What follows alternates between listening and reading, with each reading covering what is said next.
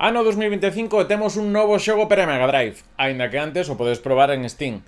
Chámase Earthrealm e é un xogo que non vende calquer sitio, senón que é do estudio Ancient, clásico e lendario estudio que fixo o Street of Rage 2 de Mega Drive, tamén Legend of Thor, o primeiro Sonic de Game Gear e Master System, e todo isto ca banda da lenda Yuzo Koshiro, que tamén estaba nestes xogos. É un matamarcianos ambientado nunha terra en época distópica, nel tomamos o control da investigadora medioambiental Azusa Takanashi e pilotaremos un caza durante 8 fases. E a verdade é que para ser un xogo de Mega Drive é unha cousa tolísima como rinde e como se ve. E por se hai dúbidas, está en Steam, pero igual non en Mega Drive, non, é que pesa 45 megas, quer decir que a versión cartucho seguramente sexa un pelín menos, así que iso entra nunha Mega Drive.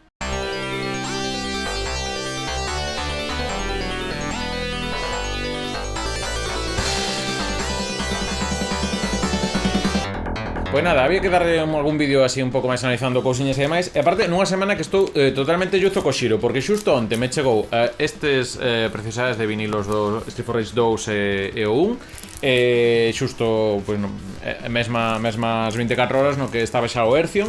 Creo que é dos meus matamarcianos favoritos de scroll horizontal, porque ten unha dificultade que non é abusiva e hai unhas mecánicas que facilitan a ir aprendendo e mellorando no xogo. Vamos cos básicos. Imos nunha nave por distintas paraxes e temos un disparo normal que se mantén sempre co clásico disparo ao fronte e despois temos unha serie de disparos secundarios que son uns ítems que imos apañando polos distintos escenarios. Estas armas secundarias van desde o clásico disparo en diagonais para abatir mellor inimigos que hai máis por arriba ou máis para baixo. Temos tamén un lanzachamas e algunha cousa un pouco máis tola como unha especie de dron que vai disparando diante de nós. E cada un destes disparos terá o seu momento no que sexa máis útil, sobre todo en algún boss haberá algunha subarma que non se mellor. E esta subarma, ao igual que o noso disparo normal, podese mellorar. Como? Pois apañando estas xemas verdes que irán subindo unha especie de barra de vida ou de nivel tanto da arma principal como das distintas subarmas. No caso das subarmas, se chega a nivel 0, desaparece a arma e temos que pillar outra. No caso do disparo normal, pois terá menos potencia simplemente. Logo tamén, o sistema de vida é un pouco distinto, non morremos cun toque, senón que temos unha barra de escudo que ademais ten a propiedade de que se vai rexenerando. Non está de todo claro cada canto se rexenera, pero sí que temos que parar de disparar para que empece a rexenerar. Co cal, hai ese momento de paro de atacar para intentar curarme ou sigo atacando e arriscando. Co cal, é unha mecánica interesante e que dan un maior toque de estrategia xunto ás combinacións de armas secundarias.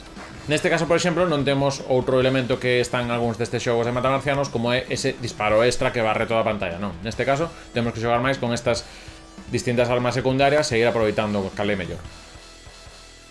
Decía antes que era un xogo que se pode adaptar ben porque temos 4 niveis de dificultade, se estades un pouco familiarizados co xénero é normal, é un bo punto de partida e ademais conta cun sistema de melloras. Hai un dos obxetos que se logramos manter ata o final do nivel, entramos nunha especie de tenda na que podemos aplicar unha mellora sobre a nosa nave, que pode ser ou mellorar o disparo normal e a nosa barra de vida, pode ser mellorar o tope de nivel que poden alcanzar as armas secundarias, co cal cada vez poden ser máis potentes, un oco para ter máis armas secundarias para andar cambiando entre elas, ou cousas tan directas como unha vida extra.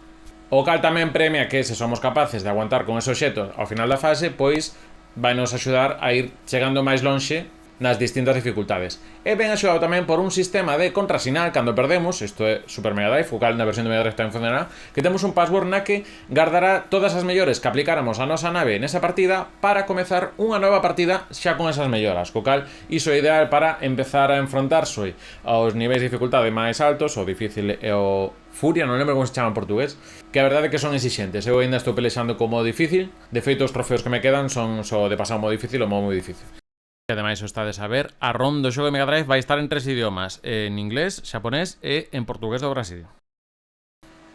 É un xogo que evita algún do problema de algúns matamarcianos, sobre todo cando xogamos recreativas en versións de emuladores tipo as que veñen no Capcom Arcade Stadium, que podemos atopar o noso punto cómodo para ir mellorando e aprendendo as distintas fases, patróns de inimigos e demais. En canto a aspecto visual, xo estades vendo, o xogo conta con escenarios, sobre todo en algúns casos con un efecto de parallax, este efecto así perspectiva, como que dá esa profundidade, que é moi atractivo, sobre todo destacan as nubes da segunda fase. E a verdade é que hai moitos elementos en pantalla. Sí que non estou convencido de todo, o que me convence de todo, os proxectis inimigos que non son os máis fáciles de ver, pero é cousa de acostumarse. Estou acostumado a veces con bolas máis grandes ou máis marcadas visualmente. Neste caso son unha especie de triángulos que van rotando con cores arcoiris, que están ben.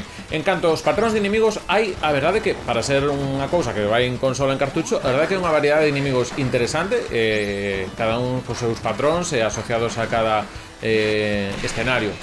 Por exemplo, na cuarta fase estamos como nunhas covas, pero con un pozo de contaminación biolóxica, entón hai como moito bicherío, contrasta moito con outras cousas máis tipo naves que podemos atopar en fases máis ambientadas no espazo.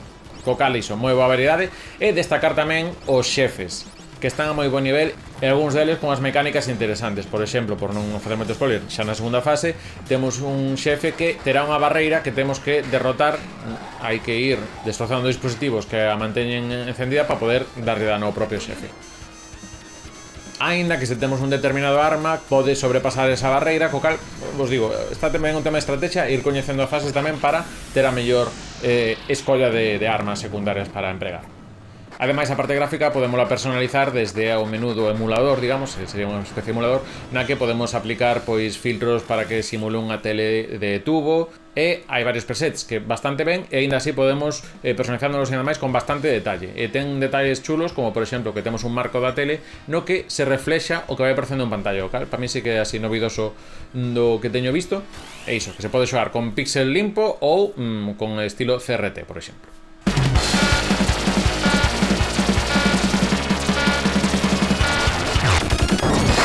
E no apartado sonoro, si é certo que os efectos de son, ao ser unha cousa moi crunchy, pois hai cousas un pouco irregulares. Os disparos estouros soan ben, como a Mega Drive cando queres nisto soa moi ben, aínda que si é certo que usan unhas voces digitalizadas dicindo unhas frases que igual non é o máis lexible. Pero vamos, que é unha cousa que os que coñezades o medio como se facían as cousas na época, pois eso, esas voces digitalizadas que son así como moi robóticas. E a banda sonora, pois, é Yuzo Koshiro facendo a súa Yuzo Koshirada. Non agardedes unha banda sonora tan bailable como os Streets of Rage, pero sí que unha banda que acompaña esa tensión, esa emoción e esa adrenalina que nas distintas fases, porque é certo que os inimigos teñen esa sensación de que aparecen moi rápido, o sea, que hai un ritmo moi boas fases a nivel de aparición de inimigos, que non hai respiro, pero sen ser tampouco unha cousa afogante. E niso a banda sonora axuda. E hai algunhas cantas melodías que sí que deixan un pouso e dan ese toque dramático interesante.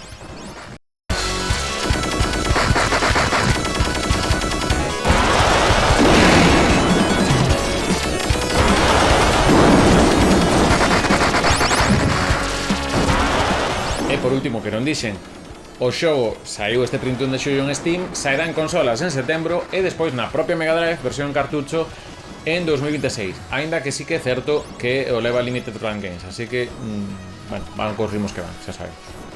O xogo fomenta ademais a rexabilidade, pois iso, con distintos trofeos para volver a visitar os niveis, con isto que comentaba de axudas para afrontar niveis máis difíciles, e logo tamén temos un ranking online no que competir as puntuacións, aparte de un ranking dividido en xogalo a fases en passwords, esas en melloras iniciais, ou xogando cas melloras iniciais. Co cal, podesme ver por aí nos top 100 en fácil e normal, hasta que este xogo teña máis de 3 semanas, co cal, aí xa non.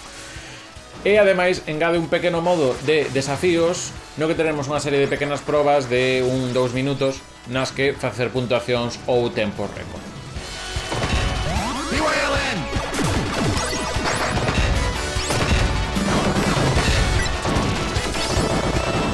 Así que este Earthrealm está na onda dos meu top 3 de matamarcianos de scroll horizontal favoritos, por menos dos últimas 2 décadas. Creo que só está un pouco por enriba o Sinemora e o Andro Dunos 2, moi recomendísimo este último se non o coñecedes. O Sinemora xe ten un pouco máis de predicamento, pero tamén é certo que este Earthrealm vai con esta limitación de que ten que entrar nunha Mega Drive, co cal hai unha serie de cousas a nivel visual que gañan os outros porque están menos atados. Así que o dito, moi recomendable este Earthrealm, tedelo xa en Steam, en consolas en setembro, e para máis vídeos sobre videoxogos, xa sabedes que tedes aquí no recuncho máis de 400 vídeos, así que suscribidevos ou botade unha ollada no canle, que seguro que atopades algunha cousa tamén máis que vos interesa. Saúdos de Iago Gordillo e agardo que estedes tendo bo verán. Coidadevos!